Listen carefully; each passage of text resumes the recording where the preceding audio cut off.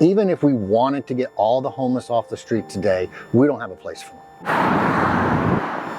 Everyone deserves to be counted. And that's why once a year, along with communities all across the country, Metrocrest Services conducts a formal count of our homeless friends. It's a requirement under federal law and helps communities better understand the extent of homelessness, the changing patterns, and helps understand success in making sure homelessness is rare, brief, and non-recurring. It's called the point-in-time count because it's conducted in one 24-hour period. Volunteers will fan out all across the City of Farmers Branch to get a head count of every single person, if possible, who's considered homeless. Well, the P.I.T count, it stands for point-in-time count, and the Department of Housing and Urban Development for years have asked cities to go out and count literally the people who are experiencing literal homelessness, for people who are sheltered homelessness, and for folks just that people observe that we can't actually speak to because they want to have good numbers for the number of people experiencing homelessness across the country. One of the things we do during the count is, how can we help you right now? How can I help you right now? Maybe it's an ID, maybe it's a pair of socks, maybe it's no, I'm fine. Okay, do you mind if I come back? Hey, yeah, you know what, that would be great. Come back and visit me. The number really determines how much housing dollars are sent now from HUD to different continuums of care, which are the groups that actually funnel the money to agencies to do their work. I think sometimes we tend to believe that homelessness is folks who just don't want to work. Well, it's not.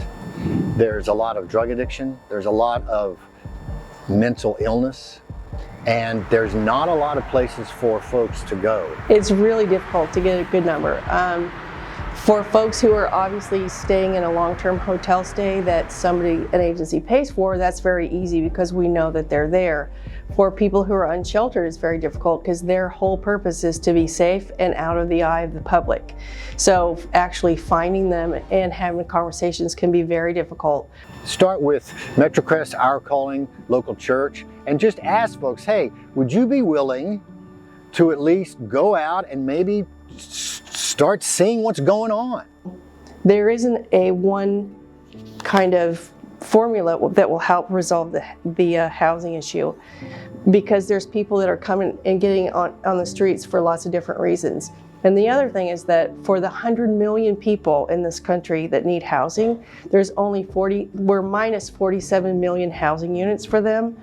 Affordable housing has wreaked havoc on people, the working poor. So you'll see more families that are living in cars and in vans, even encampments. When you go in, you'll see diapers hanging where they've been, they're drying them out, and folks are going to work, but they don't have the money to be able to get back or be able to sustain affordable housing. So there's just so many things that make that, that need to come together to make that work for folks.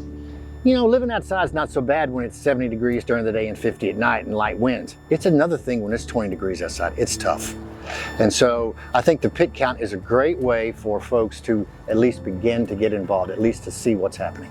There is an app that we put on our phones for everyone who volunteers that has a survey that HUD wants all of us to use to count people. So they have geolocators on them. So when somebody in Philadelphia is doing a count and that information goes into HUD, they know they're in Philadelphia. And it will actually help, like if we see someone who's homeless that won't speak to us, it will just ping it because we do it as an observation. So they know exactly where those folks are on the night that teams go out to count. So the point-in-time count is not intended to be a comprehensive research study. Instead, it's just a snapshot of homelessness within a specific community, and when used consistently over time, helps measure progress in reducing it. For FBTV, I'm Jeff Brady. It can be pretty eye-opening to walk into a camp and realize this is how people live. This guy's sleeping in a box with a blanket, and he goes to the bathroom outside, and maybe there's something, at least we can acknowledge that he's a human, and how can I begin to help you?